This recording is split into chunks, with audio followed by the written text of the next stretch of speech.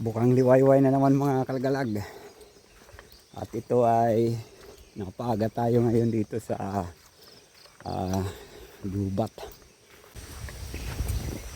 Sana swertehin tayo ngayon mga idol nang makapag share tayo ng hunting activity natin, dahil yung mga subscriber natin, mga tagapanood ay naghihintay ng ating vlogging sa ganitong activity na hunting ng labuyo.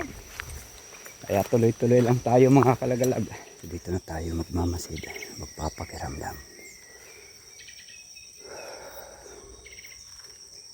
Ayun, may tilawak parte doon. Punta natin. Sundan natin yung tilawak niya.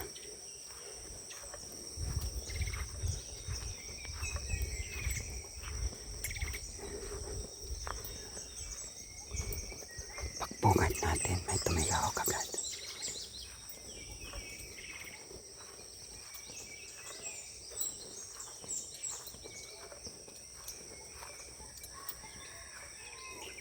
Nandun mga kalagalag, doon parte.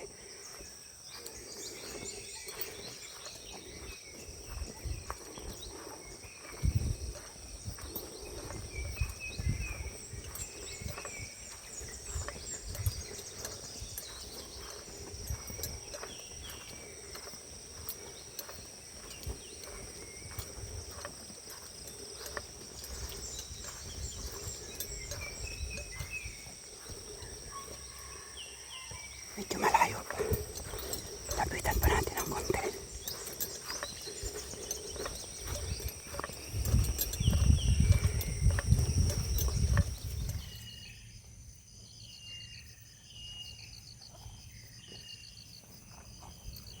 Yan mga idol, set up natin yung CI natin. Pasalpok lang yung nilatag natin dyan at nagsasagutan ng dalawang alpas.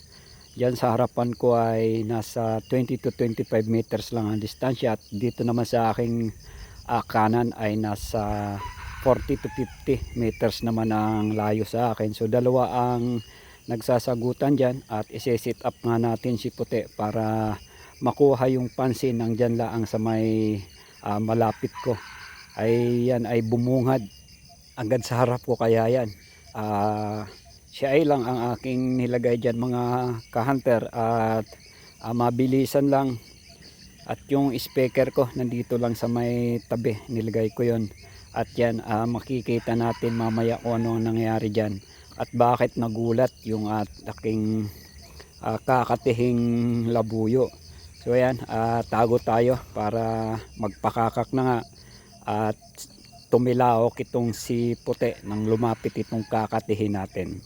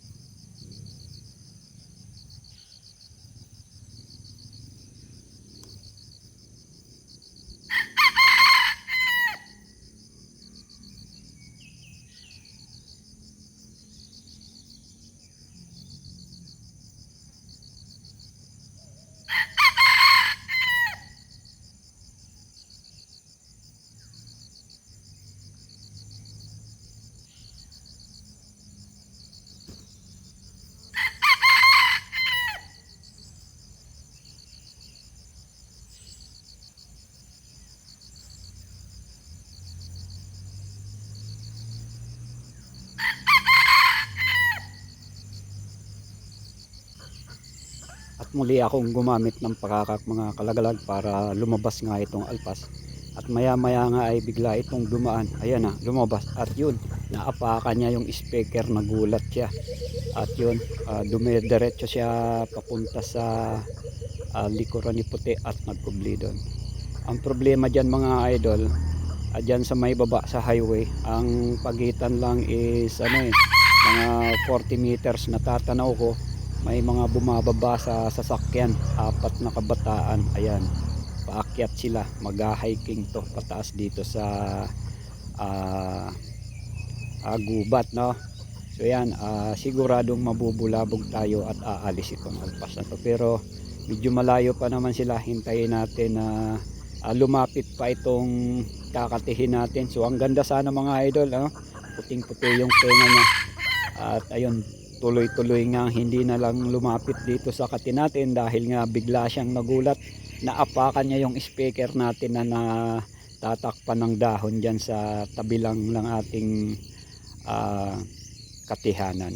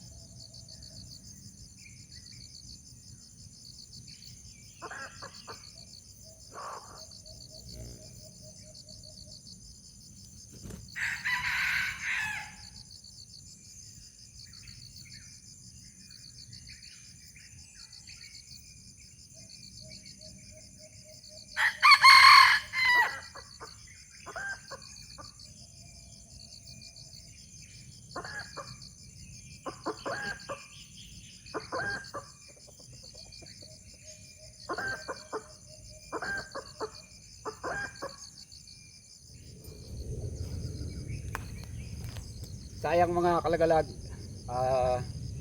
biglang lumipad yung alpas, umalis kay may dumaan na tao doon sa kabila at may motor na dumaan, kaya wala, yung inuhuli natin hindi sumalpok.